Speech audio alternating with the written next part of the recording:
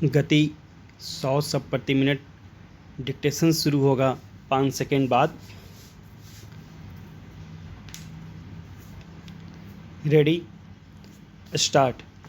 Supreme court ने हिंदुओं के लिए अल्पसंख्यक दर्जे की मांग से जुड़े एक मामले में सोमवार को स्पष्ट किया कि देश में धार्मिक और भाषाई समुदायों के माइनॉरिटी स्टेटस का सवाल राज्य स्तर पर ही तय होना चाहिए। भारत जैसे बड़े देश में अलग अलग राज्यों में इन समुदायों की स्थिति और संख्या अलग अलग है। ऐसे में राष्ट्रीय स्तर पर किसी एक भाषा बोलने वालों या धार्मिक समुदाय को बहुसंख्यक या अल्पसंख्यक करार देना कुछ मामलों में इंसाफ का मजाक बना सकता है। उदाहरण के लिए, कोई मराठी भाषी व्यक्ति महाराष्ट्र में भाषाई तौर पर बहुसंख्यक समुदाय का सदस्य होता है, लेकिन दिल्ली आने पर वही अल्पसंख्यक समुदाय का सदस्य हो जाता है। धार्मिक समुदायों की भी वही स्थिति है। बौद्ध, सिख वगैरह को तो छोड़िए, हिंदुओं की भी यह स्थिति है कि देश के कई राज्यों में वह नगण्य संख्या में हैं।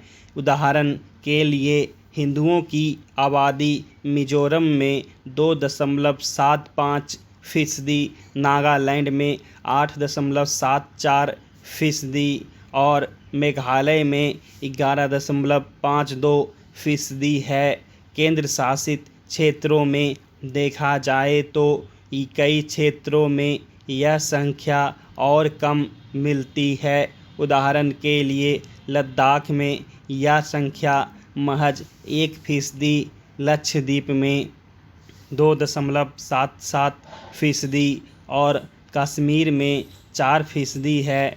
भारत जैसे हिंदू बहुल देश के अलग अलग हिस्सों में हिंदुओं की नगण्य उपस्थिति हमारी विविधता का जीता जागता सबूत है। साथ ही यह बहुसंख्यक अल्पसंख्यक का निर्धारण राज्य स्तर पर किए जाने की ज़रूरत भी रेखांकित करती है, लेकिन इससे आगे धार्मिक और कानूनी जटिलताओं का सिलसिला शुरू हो जाता है। मसलन, अगर इस सवाल को लिया जाए कि किसी समुदाय को बहुसंख्यक या अल्पसंख्यक दर्जा देने का अधिकार किसके पास है, तो केंद्र सरकार सुप्रीम कोर्ट के सामने ऐसे ही अन्य मामलों में साफ साफ कह चुकी है कि यह अधिकार उसके पास है। इसी तरह अगर आबादी के कम या ज़्यादा अनुपात के आधार पर हिंदुओं के धार्मिक अधिकारों के हनन की शिकायत की जाए तो उसका भी कोई ठोस साक्ष्य उपलब्ध नहीं है। संभवतः इसीलिए सुप्रीम कोर्ट ने हिंदुओं को अल्पसंख्यक दर्जे से वंचित किए जाने संबंधी याचिकाकर्ताओं की दलील पर कहा कि जब तक ऐसे ठोस मामले सामने नहीं आते, इन दावों को गंभीरता से नहीं लिया जा सकता। जाहिर है, इस मामले में सरलीकरण से काम नहीं चलेगा। बहरहाल, मामला अभी अदालत में चल ही रहा है।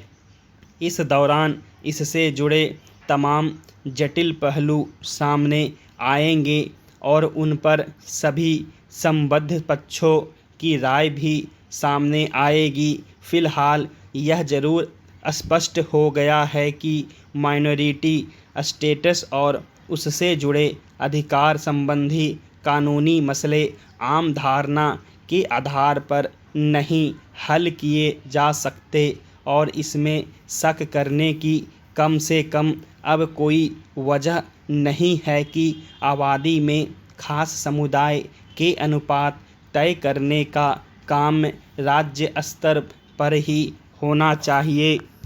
ज्ञानवापी मामले में प्रत्यक्ष रूप से राष्ट्रीय स्वयंसेवक संघ RSS कहीं नहीं है, फिर भी इस विवाद को लेकर जो भी चर्चा होती है उससे संघ का नाम जोड़ा जाता है। उदयपुर और अमरावती में जो हत्याएं हुई उन्हें भी विरोधियों ने संघ के हिंदुत्व की प्रतिक्रिया बताया।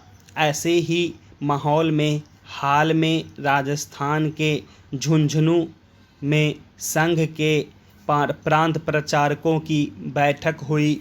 माना जा रहा था कि संघ इन घटनाओं को लेकर लग रहे आरोपों पर आक्रामक प्रतिक्रिया देगा, लेकिन ऐसा नहीं हुआ। संघ के बयान में संयम और संतुलन दिखा।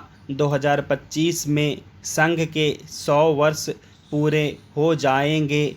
प्रांत प्रचारकों की बैठक में इस शताब्दी वर्ष को लेकर कुछ लक्ष्य और कार्यक्रम तय किए गए।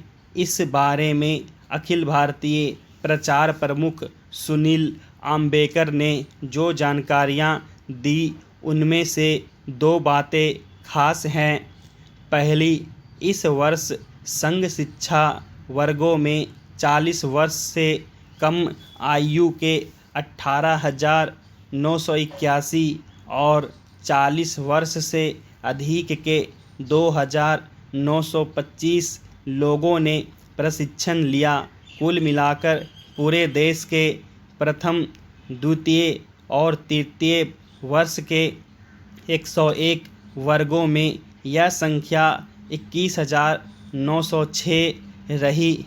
दूसरी, देश में अभी RSS की 56,824 शाखाएं हैं, जिन्हें 2025 तक 1 लाख तक पहुंचाने का लक्ष्य रखा गया है। संघ ने इस तरह से अपनी बढ़ती ताकत का संदेश दे दिया। उसने शताब्दी वर्ष तक 1 लाख शाखाएं खोलने का लक्ष्य तय किया है, तो 2024 खत्म होने तक वह इसके करीब जरूर पहुंच जाएगा। इससे संगठन की ताकत और बढ़ेगी।